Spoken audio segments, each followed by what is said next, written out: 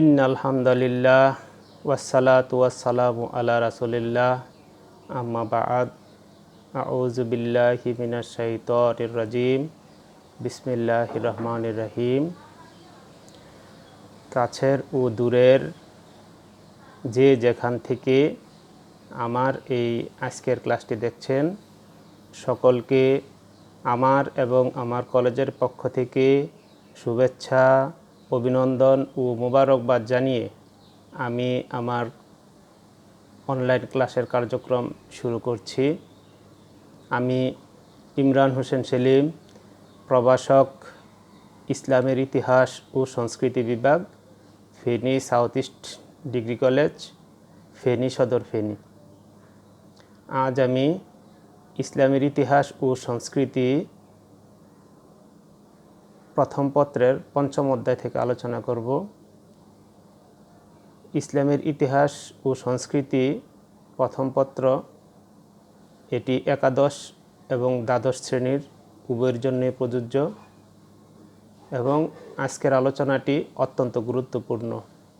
আজ আমি প্রথম পত্রের পঞ্চম অধ্যায় থেকে আলোচনা করব। গত ক্লাসে আমি আব্বাসীয় খেলাফত থেকে আলোচনা শুরু করেছি। আব্বাসীয় খেলাফতের প্রকৃত প্রতিষ্ঠাতা আবু জাফর আল মনসুরের কৃতিত্ব আলোচনা করেছি। আজকে আমি আলোচনা করতে চাই খলিফা হারুনুর রশিদের রাজত্বকাল সম্পর্কে। খলিফা হারুনুর রশিদের রাজত্বকাল। শিক্ষার্থী বন্ধুরা, তোমরা সবাই জানো যে আরব্য উপন্যাসের কথা, আলিফ লায়লার কথা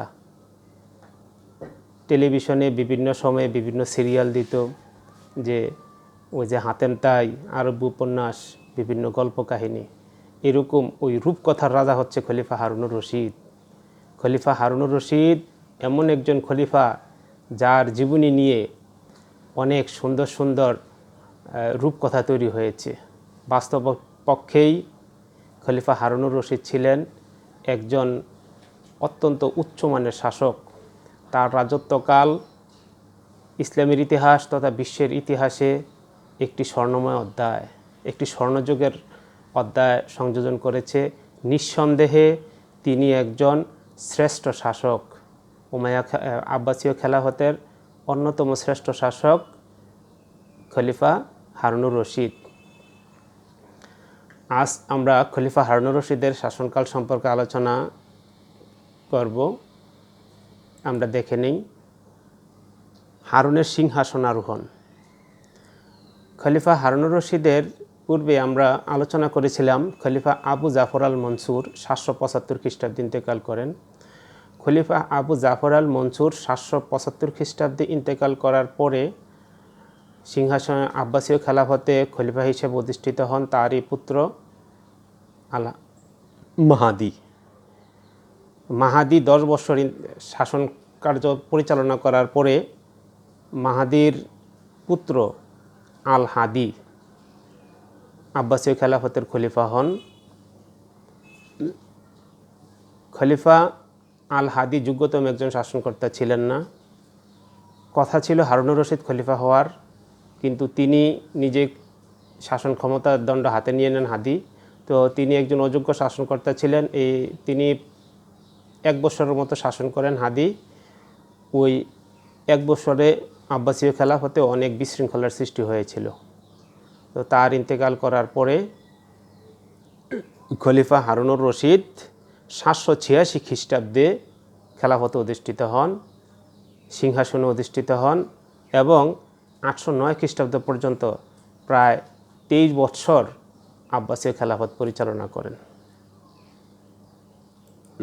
23 বৎসরের মতো খলিফা হারুনুর রশিদ সিংহাসনে অধিষ্ঠিত ছিলেন এবং শান্তিময় একটি খেলাফত পরিচালনা করেন। আমরা এবারে জানব খলিফা হারুনুর রশিদের অভ্যন্তরীণ নীতি এবং বিদ্রোহ দমন। খলিফা হারুনুর রশিদ ক্ষমতা লাভ করার পরেই তিনি অভ্যন্তরীণ শান্তি শৃঙ্খলা রক্ষায় মনোনিবেশ করেন। সাম্রাজ্যের বিভিন্ন স্থানে যে সকল বিদ্রোহ বিশৃঙ্খলা চলছিল, তিনি এই সকল বিশৃঙ্খলা এবং বিদ্রোহ দমনে নিজেকে ব্যস্ত করে তোলেন এবং সকল ক্ষেত্রে তিনি সফল হন। তো আমরা এক এক করে তিনি যে বিদ্রোহ বিশৃঙ্খলা দূর করেছিলেন সেগুলো আমরা জানব। প্রথমতেই আমরা দেখতে পাচ্ছি যে মধ্য এশিয়াতে শান্তি প্রতিষ্ঠা। মধ্য এশিয়া, আমরা এশিয়া মহাদেশে বসবাস করি, তো মধ্য এশিয়াতে শান্তি প্রতিষ্ঠার আমরা ক্ষেত্রে তিনি যে অবদান রাখেন সেটা হচ্ছে মধ্য এশিয়াতে 787 খ্রিস্টাব্দে সমগ্র কাবুল ও সানবাদে আব্বাসীয় সাম্রাজ্যভুক্ত হয় এবং সেখানে কিছু বিশৃঙ্খলা চলছিল। আর এই বিশৃঙ্খল বিদ্রোহ দমন করতে খলিফা হারুনুর রশিদ সেখানে সেনাপতি পাঠালে সমগ্র কাবুল এবং সানবাদ মুসলিম সাম্রাজ্যভুক্ত হয় এবং এশিয়ার অন্যান্য অঞ্চলগুলো নিয়ে এখানে একটি নতুন আরেকটি প্রদেশ সৃষ্টি করা হয় আওয়াসিম নামে। আওয়াসিম নামের এই নতুন প্রদেশে একজন সামরিক কর্মকর্তার অধীনে ন্যস্ত করেন। ওই সামরিক কর্মকর্তা সেখানে শান্তি প্রতিষ্ঠা করেন। তারপরে আমরা দেখতে পাই যে হিমারীয় এবং মুদারীয়দের দমন। গত ক্লাসেও বলেছিলাম হিমারীয় এবং মুদারীয় কারা। হিমারী এবং মুদারি হচ্ছে হেজাজি আরব এবং ইয়ামিনী আরব। প্রত্যেকেই তাদের প্রাধান্য বজায় রাখতে চায়, প্রত্যেকেই দাবি করে যে তারা নিজেরাই প্রকৃত আরব, অন্যরা প্রকৃত আরব নয়। তো 792 খ্রিস্টাব্দে সিরিয়া ও সিন্ধুতে হিমারীয় এবং মুদারীয়দের মধ্যে গৃহযুদ্ধ শুরু হলে খলিফা হারুনুর রশিদ দুজন সেনাপতি সেখানে প্রেরণ করেন। সেনাপতি মুসা সিরিয়াতে এবং সেনাপতি দাউদ সিন্ধুতে বিদ্রোহ দমন করে সেখানে হিমারীয় এবং মুদারীয়দেরকে দমন করে সাম্রাজ্যে শান্তি প্রতিষ্ঠা করেন। তারপরে আমরা দেখতে পাই মসুলের বিদ্রোহ দমন। 793 সালে আতাফের নেতৃত্বে মসুলে বিদ্রোহ এবং বিশৃঙ্খলা সৃষ্টি হয়। সেখানে অশান্তির দাবানল জ্বলে ওঠে। সেই অশান্তি দূর করার জন্য খলিফা হারুনুর রশিদ তাদের বিরুদ্ধে অভিযান প্রেরণ করেন এবং খলিফা হারুনুর রশিদ তাদেরকে দমন করতে সক্ষম হন এবং সেখানে তিনি শান্তি প্রতিষ্ঠা করেন। ওই মসুলের বিদ্রোহীদেরকে শায়েস্তা করার জন্য তাদের শাস্তিস্বরূপ মসুলের বিখ্যাত প্রাচীরটি তিনি ধ্বংস করে দেন এবং সেখানে এরপরে আর বিদ্রোহ সংগঠিত হয়নি। খারিজিদের বিদ্রোহ দমন। খারিজি এটা নতুন কিছু নয়, খারিজি সম্পর্কে আমরা আগেও জেনেছি। খারিজিরা হচ্ছে হযরত আলী রাদিয়াল্লাহু তাআলা আনহুর দল থেকে বের হয়ে যাওয়া একটি দল, যারা উগ্রগামী সংগঠন ছিল, যারা উমাইয়া খেলাফতের বিভিন্ন শাসকদের আমলে বিদ্রোহ করেছে। আব্বাসীয় খেলাফতেও তারা বিদ্রোহ করতে পিছপা থাকেনি। আব্বাসীয় খেলাফতেও তারা বিভিন্নভাবে বিভিন্ন শাসকের বিরুদ্ধে বিদ্রোহ করেছিল। খলিফা হারুনুর রশিদের রাজত্বকালেও তারা বিদ্রোহ হয়ে উঠলে খলিফা হারুনুর রশিদ তাদেরকে দমন করেন। 796 খ্রিস্টাব্দে খারেজি নেতা ওয়ালিদের নেতৃত্বে বিদ্রোহ হলে খলিফা হারুনুর রশিদ তাদের বিরুদ্ধে অভিযান প্রেরণ করেন। অভিযানে খারেজিদের নেতা আল ওয়ালিদ ইন্তেকাল করেন। খারেজিদের নেতা আল ওয়ালিদ ইন্তেকাল করলে তার স্থলে তার বোন লায়লা খারিজিদের নেতৃত্ব গ্রহণ করে আবারও অরাজকতার সৃষ্টি করে। করলে খলিফা হারুনুর রশিদ তার বিরুদ্ধে পরপর বেশ কয়েকটি অভিযান প্রেরণ করেন। মহিলার বিরুদ্ধে অভিযানে হারুনুর রশিদ সফলতা পান নাই। পরবর্তী সময়ে খলিফা হারুনুর রশিদ সরাসরি তার সাথে কথা বলে বুঝিয়ে শুনিয়ে তাকে নারীসুলভ জীবনে ফিরে যেতে বাধ্য করেন। এই লায়লাকে আরবীয় জুয়ান অব আর্ক বলা হতো। অনুধাবনমূলক প্রশ্নে এই জাতীয় তথ্য জানতে চাওয়া হয়, আরবীয় জুয়ান অব আর্ক কাকে বলা হয়। যদি আরবীয় জুয়ান অব আর্ক কাকে বলা হয় জ্ঞানমূলক প্রশ্ন আসে, তাহলে আমরা বলবো খারিজি নেতা আল ওয়ালিদের ভগ্নী। খারিজি নেতা আল ওয়ালিদের ভগ্নীর নাম ছিল, ভগ্নীর উপাধি ছিল আরবীয় জুয়ান অব আর্ক। আর যদি অনুধাবনমূলক প্রশ্ন আসে সেই অনুযায়ী আমরা উত্তর দিতে চেষ্টা করব তিনি যে কর্মকাণ্ড করেছিলেন, কিভাবে তিনি স্বাভাবিক জীবনে ফিরে আসলেন। যা হোক, খলিফা বুঝিয়ে সুঝিয়ে তাকে স্বাভাবিক জীবনে ফিরিয়ে নিয়ে আসে সেই লায়লাকে, আরবীয় জোয়ানোবারকে, সেখানে খারেজিদের বিদ্রোহ দমন করা হয়। এর পরবর্তীতে আমরা দেখতে পাই যে আর্মেনিয়ার খাজারদের বিদ্রোহ দমন। আর্মেনিয়ার খাজার সম্প্রদায়, অর্থাৎ খাজাররা ছিল একটা উপজাতি। ভূমধ্যসাগরীয় কতগুলো দ্বীপ ছিল যেখানে খ্রিস্টানরা রাজত্ব করত। তো সেখানে গ্রিকদের দ্বারা পরিচিত হয়ে 799 খ্রিস্টাব্দে খাজা নামক উপজাতি আর্মেনিয়ায় নিষ্ঠুর ও ধ্বংসাত্মক কার্যকলাপ শুরু করে, সেখানে অশান্তি অরাজকতার সৃষ্টি করে। তখন খলিফা হারুনুর রশিদ তাদের বিরুদ্ধে 2 জন সেনাপতি পাঠান। 2 জন সেনাপতি সেখানে ওই খাজার উপজাতিদেরকে দমন করতে সক্ষম হয়ে ওই আর্মেনিয়ায় শান্তি প্রতিষ্ঠা করেন। তারপরে আমরা দেখতে পাই আলী বংশধরদের বিরুদ্ধে হারুনের নীতি। খলিফা হারুনুর রশিদের রাজত্বকালেও আলী বংশধররা নিরাপদে থাকেনি। আলী বংশধর কারা সেটা আমরা জানি। আলী বংশধর হচ্ছে হযরত আলী রাদিয়াল্লাহু তাআলা আনহুর বংশধর, পরিবারবর্গ, ওনার আত্মীয় স্বজন। আব্বাসীয় খেলাফত প্রতিষ্ঠায় তারা যথেষ্ট অবদান রেখেছিল। 762 খ্রিস্টাব্দে খলিফা আবু জাফর আল মনসুর মুসা এবং মুহাম্মদের বিরুদ্ধে অভিযান প্রেরণ করেছিল। মক্কা এবং মদিনা তাদেরকে দমন করেছিল। খলিফা হারুনুর রশিদের রাজত্বকালেও খলিফা হারুনুর রশিদ তাদের প্রতি সন্দেহ পোষণ করে তাদেরকে দমন করার চেষ্টা করেন। তখন আলী বংশীয়দের নেতা ছিলেন জ্ঞানতাপস, অত্যন্ত ধর্মপ্রাণ একজন ব্যক্তি মুসা আল কাজিম। মুসা আল কাজিমকে তিনি বন্দী করেন এবং পরবর্তী সময় তাকে হত্যা করেন। আর অন্যান্য যে সকল আলীপন্থী ছিল তাদেরকে কঠোর হস্তে দমন করেন। এভাবে খলিফা হারুনুর রশিদ আলী বংশের লোকজনকে নিয়ন্ত্রণে রাখার চেষ্টা করেন। আফ্রিকায় আগলাবি শাসন প্রতিষ্ঠা। আফ্রিকা মহাদেশ বড় একটি মহাদেশ। আমরা জানি আফ্রিকা মহাদেশের সর্বশেষ প্রান্তে রয়েছে মরক্কো। মরক্কোর পরে আটলান্টিক মহাসাগর। সেই মরক্কোতে খলিফা আল মাহাদির সময় আলী বংশের একজন লোক সেখানে ইদ্রিসীয় বংশ প্রতিষ্ঠা করে। ইদ্রিসীয় বংশ প্রতিষ্ঠা করে, যেটাকে আগলাবীয় বংশ বলা হতো। ওই ইদ্রিসীয় বংশকে আগলাবীয় বংশ বলা হতো।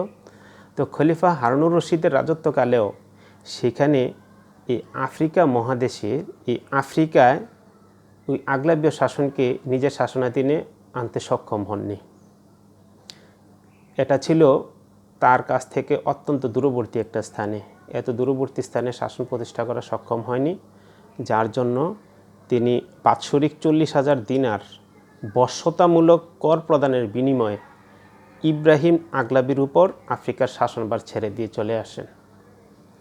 এভাবে তিনি তার শাসনামলে, আব্বাসীয় খেলাফতে হারুনুর রশিদের শাসনামলে আফ্রিকায় আগলাবীয় শাসন চলতে থাকে, অর্থাৎ আলী বংশধরদের একটা শাসন সেখানে চলতে থাকে। তারপরে আসি বার্মাকিদের প্রতি হারুনের নীতি। বার্মাকি কারা? বার্মাকি হলো বিখ্যাত উজুর পরিবার।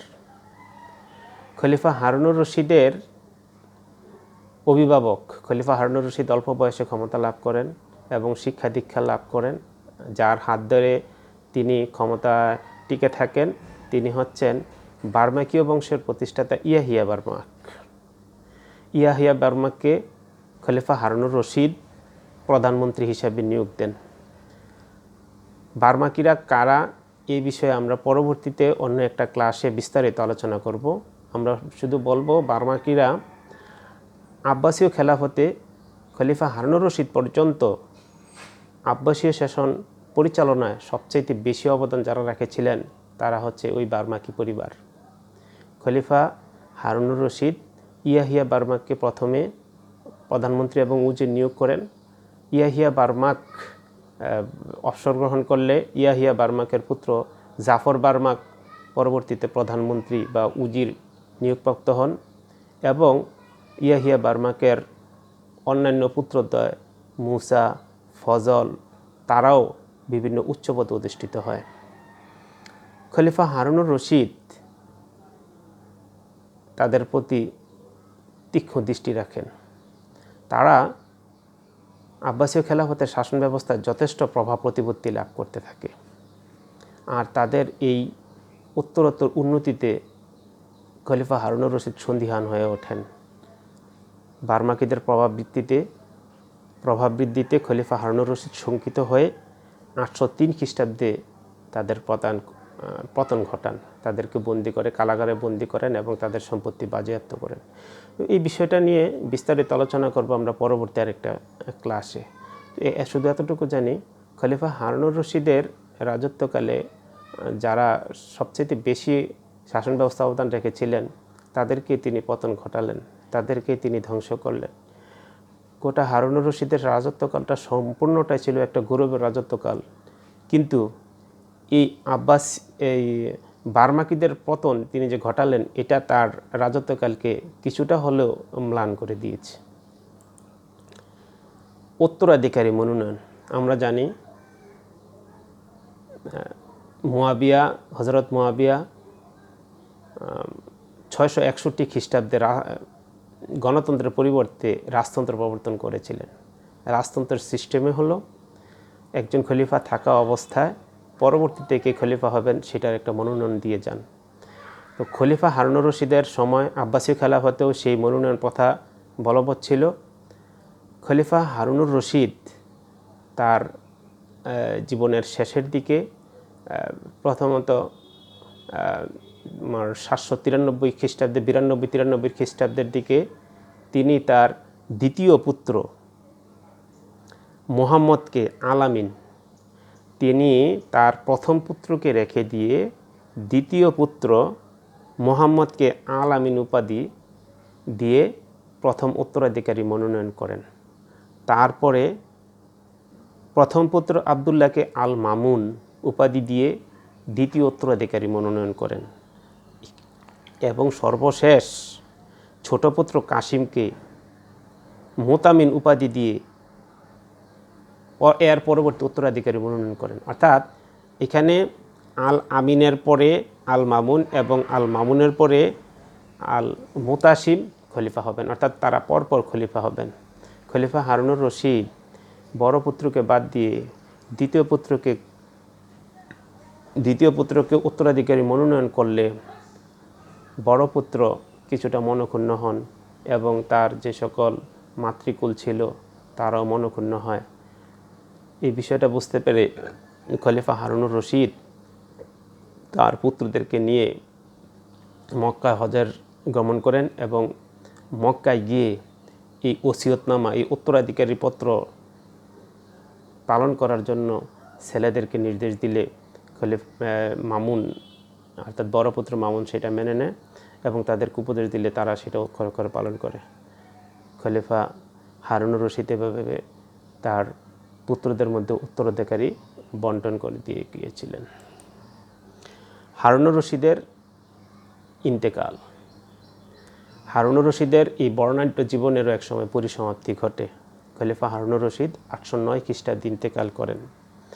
809 খ্রিস্টাব্দে খোরাসানে বিদ্রোহ দেখা দিলে খলিফা হারুনুর রশিদ স্বয়ং সৈন্যবাহিনী নিয়ে খোরাসানের দিকে রওনা হন।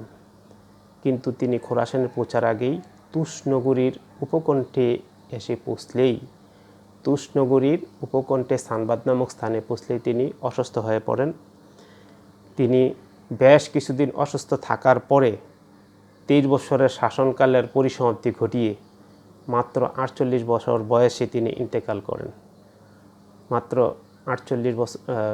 23 বছরের এই রাজত্বকাল ছিল তার, আর 48 বছর বয়সে তিনি 809 খ্রিস্টাব্দে ইন্তেকাল করেন। খলিফা হারুনুর রশিদের রাজত্বকালে সবচেয়ে চমকপ্রদ যে বিষয়টা সেটা হচ্ছে খলিফা হারুনুর রশিদের বৈদেশিক নীতি। খলিফা হারুনুর রশিদের বৈদেশিক নীতি তাকে আরও বেশি বিখ্যাত করে তুলেছে। খলিফা হারুনুর রশিদের রাজত্বকালে খলিফা হারুনুর রশিদের বাইজেন্টাইনদের সাথে শত্রুতামূলক সম্পর্ক ছিল, আর অন্যান্য দেশের সাথে মিত্রতার সম্পর্ক ছিল তার। বিষয়টা একটু খুলে বলি। বাইজেন্টাইনরা ছিল ভূমধ্যসাগরীয় দ্বীপমালায়, সেখানে বাইজেন্টাইনরা শাসন করত, অর্থাৎ রোমানরা শাসন করত, খ্রিস্টানরা শাসন করত। তো সেখানে খলিফা হারুনুর রশিদের পিতা আল মাহাদি বাইজেন্টাইনদের তখন সম্রাজ্ঞী ছিলেন রানী আইরিন। আইরিনের সাথে তিনি চুক্তি সম্পাদন করেছিলেন। আইরিন প্রতি বৎসর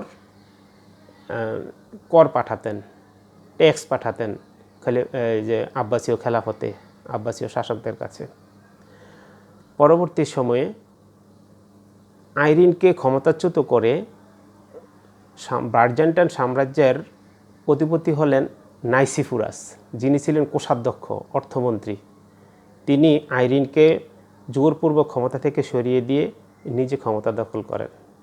নিজে ক্ষমতা দখল করেই তিনি সর্বপ্রথম খলিফা হারুনুর রশিদের সাথে তিনি মনোমালিন্যের সৃষ্টি করেন। তিনি সন্ধির শর্ত ভঙ্গ করেন। যে কর প্রদানের কথা ছিল সেই কর প্রদান তিনি বন্ধ করে দেন এবং খলিফা হারুনুর রশিদের কাছে একটি অপমানসূচক পত্র লিখেন। খলিফা হারুনুর রশিদের কাছে তিনি পত্র লিখেন যে বাইজেন্টাইন সম্রাট কর্তৃক খলিফা হারুনুর রশিদের কাছে, যে তিনি বলেন যে একটি চিঠির মাধ্যমে তিনি বলেন, আমার পূর্ববর্তী শাসক রানী আইরিন আপনাকে অনেক অর্থ প্রেরণ করেছে, এটি ছিল তার নারীসুলভ দুর্বলতা, কিন্তু এখন আর এটি হবে না। এই পত্র পাওয়ার পরে আপনি সমুদয় সমস্ত অর্থ ফেরত পাঠাবেন, অন্য হয় আর না হয় তরবারি আপনার এবং আমার মধ্যকার মীমাংসা করবে। খলিফা হারুনুর রশিদ যখন এই পত্রটি পড়লেন খুবই রাগান্বিত হলেন। খলিফা হারুনুর রশিদ এতই রাগান্বিত হলেন, ওই পত্রের অপর পৃষ্ঠায় লেখলেন, এই রোমকদের কুকুর নাইসিফুরাসের কাছে হারুনুর রশিদ লিখলেন যে আমি আপনার পত্রটা পড়েছি, উত্তর আপনি চোখে দেখবেন না, কানে শুনবেন। এরপরে খলিফা হারুনুর রশিদ তার বিরুদ্ধে বিশাল সৈন্যবাহিনী প্রেরণ করেন। খলিফা হারুনুর রশিদের বাহিনীর কাছে ওই নাইসিফুরাস টিকে থাকতে পারে নাই। যুদ্ধে পরাজিত হয়ে নাইসিফুরাস খলিফা হারুনের কাছে বশ্যতা স্বীকার করেন, তার কাছে ক্ষমা প্রার্থনা করেন। ক্ষমা প্রার্থনা করলে খলিফা হারুনুর রশিদ তাকে ক্ষমা করে দেন। খলিফা হারুনুর রশিদ আবার তার সাথে চুক্তিবদ্ধ করেন। এভাবে খলিফা হারুনুর রশিদের সাথে ওই নাইসিফুরাসের বেশ কয়েকবার দ্বন্দ্ব সংঘাত হয়েছিল। বারবার নাইসিফুরাস কী করেন, সন্ধির শর্ত ভঙ্গ করেন। খলিফা হারুনুর রশিদ আবারও তাকে ক্ষমা করে দেন। তো পরবর্তী সময়ে খলিফা হারুনুর রশিদ এক্সট্রা শাস্তি হিসেবে তার পরিবারবর্গজনের প্রত্যেকের উপরে তিনি কর ধার্য করে। যাক, এটা ছিল খলিফা হারুনুর রশিদের রাজত্বকালের একটা চমকপ্রদ ঘটনা। তিনি প্রত্যেকটা এই বাইজেন্টাইনদের সাথে যুদ্ধে তার রাজত্বকালের বেশিরভাগ সময় তিনি অতিবাহিত করেন। আর এই বাইজেন্টাইন ছাড়া অন্যান্য দেশের সাথে খলিফা হারুনুর রশিদের সম্পর্ক ছিল অত্যন্ত ভালো। খলিফা হারুনুর রশিদের সাথে অন্যান্য দেশের অন্যান্য রাষ্ট্রের শাসকদের দূত বিনিময় হয়েছিল, অর্থাৎ রাষ্ট্রদূত বিনিময় হয়েছিল। খলিফা হারুনুর রশিদ অন্যান্য দেশের রাষ্ট্রদূত পাঠাতেন। খলিফা হারুনুর রশিদের দরবারও অন্যান্যরা বিভিন্ন উপঢৌকন দিয়ে বিভিন্ন উপহার সামগ্রী পাঠিয়ে বন্ধুত্ব স্থাপন করে। তখন খলিফা হারুনুর রশিদ যে তোমার শার্লিমেন এবং ফাকফুর, চীনের রাজা ফাকফুর এবং পাশ্চাত্যের রাজা শার্লিমেনের সাথে বন্ধুত্ব স্থাপন করেন। অন্যান্য দেশের সাথেও বন্ধুত্ব স্থাপন করলে ব্যবসা বাণিজ্যের যথেষ্ট উন্নতি হয়েছিল। ব্যবসা বাণিজ্যের ক্ষেত্রে সকল দেশের সাথে একটা ভালো একটা সম্পর্ক ছিল খলিফা হারুনুর রশিদের। তো এটা ছিল খলিফা হারুনুর রশিদের বৈদেশিক নীতি। এবার আমরা দেখব খলিফা হারুনুর রশিদের চারিত্রিক মাহাত্ম্য। খলিফা হারুনুর রশিদের চারিত্রিক দিকটা বিশ্লেষণ করলে আমরা যে বিষয়টা দেখতে পাই সেটা হচ্ছে তার ধর্মবীরতা এবং মহানুভবতা। খলিফা হারুনুর রশিদ একজন ধর্মপ্রাণ ব্যক্তি ছিলেন। তিনি নিয়মিত সালাত আদায় করতেন, রোজা রাখতেন, অর্থাৎ ধর্মীয় যে অনুশাসনগুলো তিনি পরিপূর্ণভাবে পালন করতেন। তিনি তার 23 বছরের রাজত্বকালে 9 বার হজ করেছিলেন। মক্কা নগরীতে গিয়ে তিনি 9 বার হজ করেন। এতে বোঝা যায় তিনি ধর্মের প্রতি কতটা অনুরক্ত ছিলেন। তিনি ছিলেন একজন মহানুভব শাসক। তিনি জনগণের দুঃখ দুর্দশায় তিনি বিচলিত হয়ে পড়তেন, তাদেরকে তিনি অকাতরে সাহায্য করতেন, তাদের দুঃখ দুর্দশা লাঘবে সবসময় পাশে দাঁড়াতেন। খলিফা হারুনুর রশিদ রাতের বেলায় গভীর রাতে ছদ্মবেশে তিনি সাম্রাজ্যের বিভিন্ন স্থানে হেঁটে ঘুরে বেড়াতেন জনগণের দুঃখ দুর্দশা নিজ চোখে দেখার জন্য, এবং দুঃখ দুর্দশা অবলম্বন করে তিনি এগুলো সমাধানের চেষ্টা করতেন, তাদেরকে সাহায্য সহযোগিতা করার চেষ্টা করতেন। খলিফা হারুনুর রশিদ তাদেরকে, অর্থাৎ অসহায় দরিদ্র লোকদেরকে নগদ অর্থ দিয়ে সাহায্য সহযোগিতা করতেন। তো তিনি শত্রুদের প্রতি কঠোর হলেও তিনি তার পরিবার পরিজন এবং অসহায় দুর্গতদের প্রতি অত্যন্ত নমনীয় ছিলেন, অত্যন্ত মহানুভব একজন শাসক ছিলেন। খলিফা হারুনুর রশিদের শাসন ব্যবস্থা। খলিফা হারুনুর রশিদের শাসন ব্যবস্থাটা কেমন ছিল? খলিফা হারুনুর রশিদ শাসন ব্যবস্থার ক্ষেত্রে যথেষ্ট দক্ষতার পরিচয় দিয়েছিলেন। খলিফা হারুনুর রশিদের শাসন ব্যবস্থা সবচেয়ে বেশি যারা ভূমিকা রেখেছিল তারা হচ্ছে বার্মাকি পরিবার, সেটা আগেই বলেছি। তো খলিফা হারুনুর রশিদ পারস্যের শাসন ব্যবস্থার অনুকরণে, পারস্যে ছিল রাজকীয় শাসন ব্যবস্থা, ওইখানে আলাদা একটা সিস্টেম ছিল, একটা ধরন ছিল, সেই শাসন ব্যবস্থার অনুকরণে ইসলামী শরীয়তের যে মূলনীতি আছে এর ভিত্তিতে খলিফা হারুনুর রশিদ তার শাসন ব্যবস্থা কায়েম করেন। তিনি ইসলামী যে সকল বিধিবিধান অনুযায়ী কর ব্যবস্থা, রাজস্ব ব্যবস্থা, তারপরে সেনাবাহিনীর বিভাগ, শাসন বিভাগ প্রত্যেকটি আলাদা আলাদাভাবে ছিল।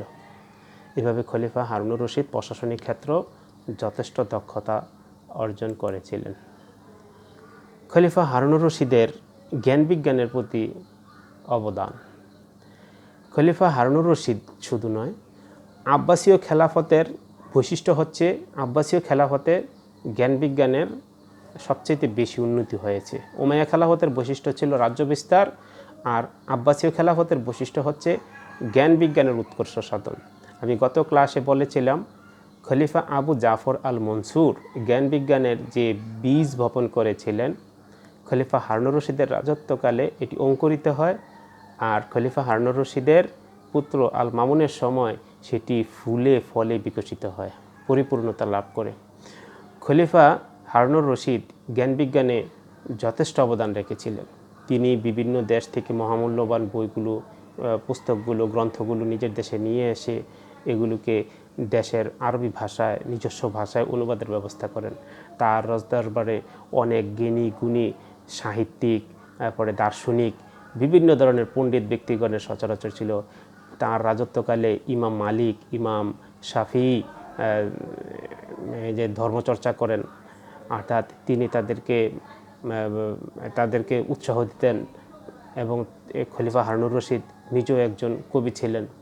তো তিনি শিক্ষিত ব্যক্তিদের প্রতি, জ্ঞানীগুণী ব্যক্তিদের প্রতি অনুরক্ত ছিলেন। তার এই যে সহযোগিতায় জ্ঞান বিজ্ঞানের যথেষ্ট উন্নতি হয়েছিল। খলিফা হারুনুর রশিদের জনহিতকর কার্যাবলী। খলিফা হারুনুর রশিদ একজন মহানুভব শাসক ছিলেন, সেটা